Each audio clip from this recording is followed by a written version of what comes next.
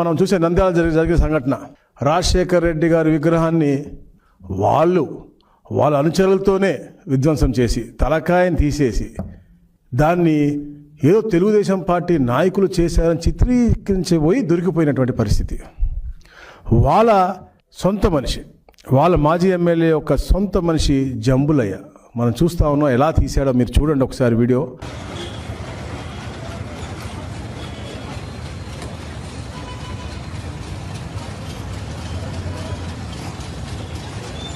శ్రీమతి కూడా అక్కడ మెప్మాలో సిఆర్పిగా పనిచేస్తూ ఉన్నారు. అది కూడా ఇచ్చింది ఎవరు అంటే గత ఎమ్మెల్యే రవిచంద్ర కిషోర్ రెడ్డి.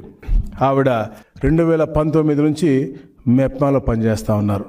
ఇలాంటి వారు అసలు ఒక పార్టీకి అధినాయకుడుగాను అసలు ఉంటే అర్హత ఉందా అని అడుగుతా ఉన్నాను. ఎందుకంటే ఎక్కడన్నా వేరే గతంలో కూడా వీళ్ళ తండ్రికి వాళ్ళకు కూడా చరిత్ర ఉంది. హైదరాబాద్ ప్రశాంతంగా ఉంటే వేరే ముఖ్యమంత్రి ఉండకూడదు, అధిగమించాలని చెప్పే లక్ష్యంతో ఆ రోజుల్లో బతకల్లో సృష్టించిన చరిత్ర వాళ్ళ డిఎన్ఏలో ఉంది. తాత, తండ్రి, ఈయన అందరికీ ఉంది.